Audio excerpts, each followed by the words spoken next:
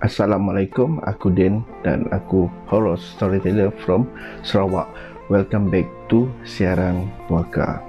Sebelum aku teruskan ke penceritaan, aku mohon jasa baik korang yang dah subscribe channel aku ini supaya bolehlah like, komen dan share supaya bertambahlah geng puaka kita. Kepada yang belum subscribe tu, apa kata kalau korang subscribe dan support channel ini, sebab apabila channel ini berkembang maju, esok-esok akan ada perancangan yang akan melibatkan korang sebagai subscribers. Sebelum tu kita layan intro dan bacaan doa terlebih dahulu.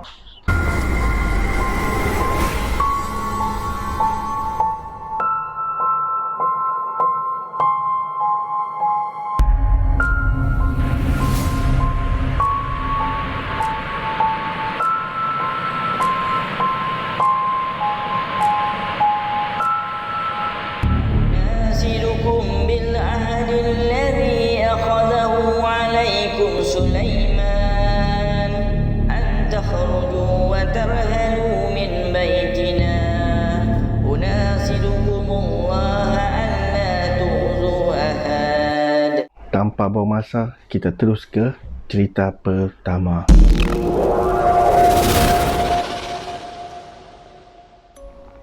Dulu, aku tinggal di kampung Pengkalan Kuap. Jadi pendek kata, memang betul-betul di kaki Gunung Setigang. Tapi kalau ditanya dengan budak-budak sekarang, memang taklah diorang tahu. Sebab gunung ni dah rata dead boom, iaitu aktiviti kuari batu. Dulu, dari Jalan Datuk Muhammad Musa ke Samarahan ini adalah satu-satunya gunung yang korang boleh jumpa. Nak sebut bukit pun boleh sebab tak tinggi mana pun. Tapi dah dinamakan Gunung Setigang dari dulu, so kita follow je lah. Okey, terdapat mitos atau legenda yang menceritakan di gunung ini terdapat makhluk berkepala lonjong, malah seakan-akan seperti anak lesung. Sebab itulah dia dinamakan hantu gelusung.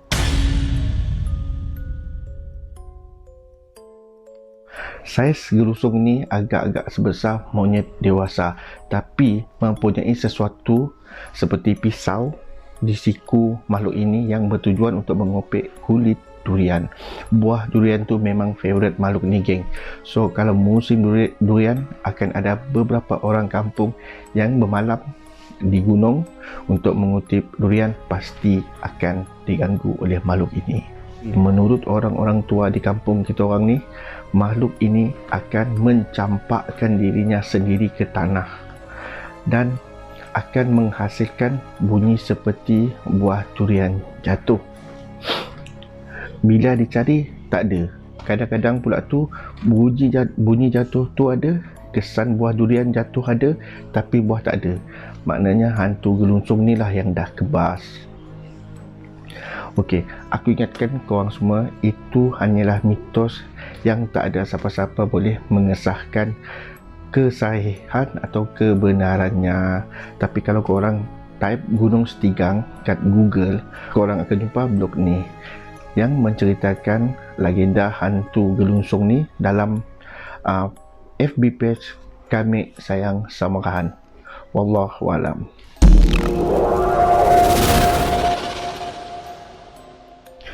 Puaka Gunung Setigang ni cerita aku dan adik aku PE serta 3 lagi kawan kita orang, iaitu Errol, Ijan dan Ucup.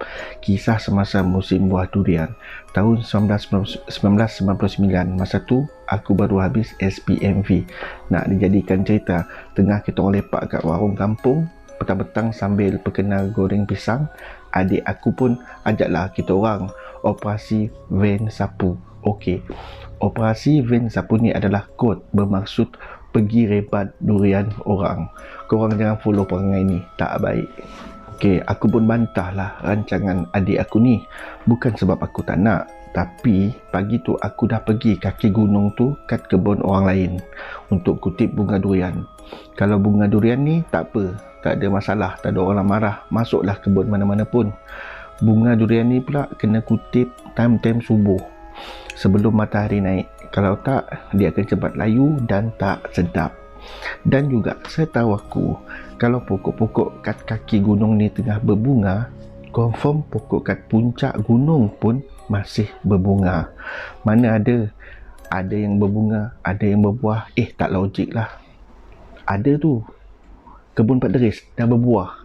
Kata adik aku bersungguh-sungguh. Aku diam je. Tapi member aku yang 3 ekor ni beria benar. Aku berfikir lagi, kebun Pak Deris. Terbayang aku tahun lepas, aku dan adik aku mengupu terjun belukar yang curam. Pasal disergah orang tua ni dengan sedas tembakan senapang patah. Habis luka-luka kena duri pokok rotan bagai. Inilah padah operasi vein sapu. Ni pula tak serik nak buat lagi. Aku on je. Tapi lepas aku balik dari Niaga Burger lah boleh. Tanya Ucup kawan aku. Semua setuju malam tu. 12.30 malam lepas Ucup balik Niaga Burger, kita orang mulakan operasi vein sapu kita orang. Walaupun hati aku ni berbelah bagi. Dipendekkan cerita, malam tu tepat 12.30 malam bergeraklah kami berlima ni dengan senyap-senyap masuk ke dalam hutan menuju kebun Pak Deris yang berada di puncak Gunung Setigang. Perjalanan mendaki selalunya hanya mengambil masa sekitar 45 minit ataupun paling lama lah 1 jam. Lampu suluh hanya 3 biji je buat kita bawa. Yelah, nak pergi rembat buah durian, takkan nak bawa banyak-banyak lampu. Kena ada skill menggunakan deria bau dan meraba-raba tanah guna hujung kasut je.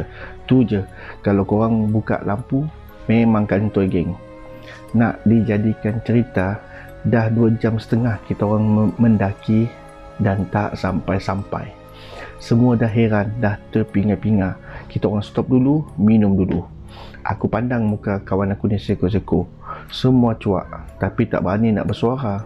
Kita orang dah dapat rasa kali ni kita orang dah kena game dengan puaka Gunung Setigang ni. Aku tulis sekitar, aku mula perasan di sebelah kanan kita orang terdapat sebatang pokok besar. Aku perasan pokok besar ni dah 5 kali kita orang jumpa semasa dalam perjalanan tadi. Dalam 5 orang ni, aku dan Ucup paling tua pada masa tu. Agak-agak umur kita orang 18 tahun. Ijan, Errol dan PE adik aku sebaya 17 tahun. Tapi Ucup ni dia sekolah agama. Dan dengan kelebihan tu aku suruhlah Ucup lead untuk baca doa. Ucup baca je, kita orang lain follow je, amin je. Habis dia baca doa, Ucup cakap kita jalan terus. Kalau jumpa pokok besar ni lagi, kita belok kiri, tak kisahlah semak ke apa ke, terus je belok kiri.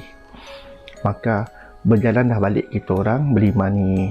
Dan seperti yang dijangka, berjumpalah balik dengan pokok besar tadi.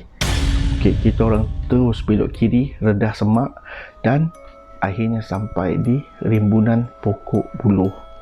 Cuak geng, tiba-tiba sampai ke situ. Korang pun dapat agak kan, dalam hutan gelap gelita tiba-tiba jumpa pokok buluh. Naya apa Karim. Tapi kita orang walaupun tak bercakap, tapi seolah-olah sama pemikiran. Tak ada seorang pun nak ajak patah balik, malah masing-masing meninjau sekitar pokok buluh tu untuk cari jalan. Nak dijadikan cerita juga, Errol pun jumpalah lorong kecil di antara rimbunan buluh tadi. Oleh kerana daun buluh ni merimbun, so kena merangkak melalui celah rimbunan buluh tadi. Aku yang paling last merangkak dan sampai je kat sebelah. Alangkah terkejutnya kita orang. Rupanya kita orang dah sampai kat puncak. Masa tu dah 3 jam lebih kita orang berjalan mendaki. Alhamdulillah, lega hati kita orang. Dalam gembira macam tu, tak ada seorang pun nak petik kejadian tadi. Semua faham kot. Benda macam ni tak payah cerita dulu, besok-besok cerita. Okey, so setelah masalah perjalanan kita orang pun teruskan dengan planning asal, bergerak menuju kebun Pak Deris. Dengan langkah hati-hati, kita orang masuk ke dalam kebun Pak Deris. Sunyi dan gelap kawasan tu. Dah pun ditebas, jadi mudahlah untuk mencari buah durian yang masak dan yang jatuh. First kali kita orang tengok pondok Pak Deris, sah tak ada orang. Apalagi kita orang pun berpecah lah cari buah durian. Adik aku suluh atas pokok. Banyak buah durian. Kemudian target agak-agak kat mana buah jatuh, masing-masing off lampu suluh, mulalah meraba-raba guna hujung kasut. Kan aku dah cakap pokok dia ni je berbuah, kata adik aku PE. Aku diam je terus cari buah. Yang peliknya bau buah ada tapi buah tak ada. Tak lama lepas tu semua lampu suluh malap. Yelah, dah habis guna 3 jam lebih berjalan tadi. Errol pun beri arahan, tunggu kat satu tempat yang tak jauh dari kebun Pak Deris. Manalah tahu tiba-tiba Pak Deris datang, mampus kita. Kemudian sampai ke satu tempat mendata tu, kawan aku Ijan bentangkan kanvas yang asalnya nak buat kemah, tapi dah terlalu penat, kita orang just buat alas baring je terus. Dari kejauhan tu kedengaran buah jatuh, bukan satu kali, bukan 2 kali, malah berkali-kali. Uish, banyak ni. Tak apa Errol, besok pagi-pagi kita cari. Sekarang pun tak guna, lampu suluh semua dah out dah. Kita orang semua okey je. Lepas tu semua tertidur. Besoknya bukan pagi-pagi, dah pukul 8.30, kira dah tinggi matahari ni. Dah terang benderang hutan tu. Gelabah semua bangun, semua terbingar-bingar dan pandang sesama kita orang. Dah terlajak jam dah ni. Kalau dah terang macam ni, susahlah nak teruskan operasi. Lagi-lagi kalau kat kebun Pak Deris ni. Tapi kita orang putuskan untuk jalan-jalan je dekat kebun Pak Deris. Kalau lain dia, kita orang masuk. So dipendekkan cerita, kebetulan kebun Pak Deris kosong, tak ada orang. Maka masuklah kami berlima.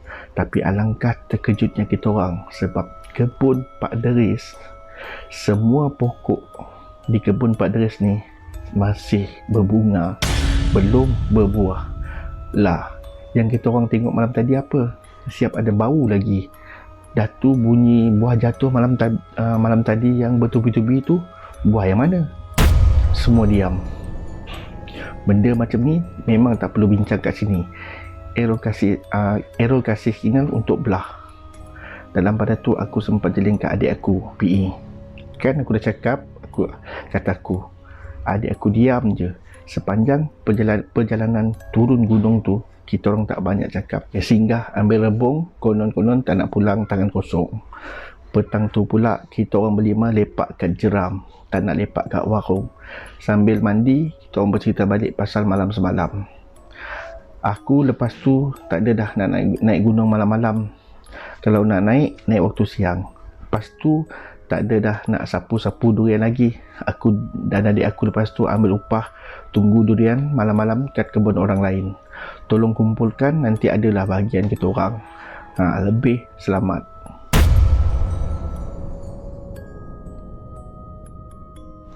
Okey geng, selesai dah cerita mengenai mitos dan puaka di Gunung Setigang. So aku harap korang terhibur dan terima kasih sebab dah tonton video aku sehingga habis. So korang jangan lupa like, komen dan share video aku ni ya, untuk tanda sokongan korang dengan siaran puaka #gengpuaka. Dan kepada yang baru jumpa channel aku ni, aku harap korang bolehlah subscribe channel siaran puaka aku ni, kerana pada masa akan datang akan banyak lagi perancangan yang aku rancang dan mungkin akan melibatkan korang sebagai subscribers.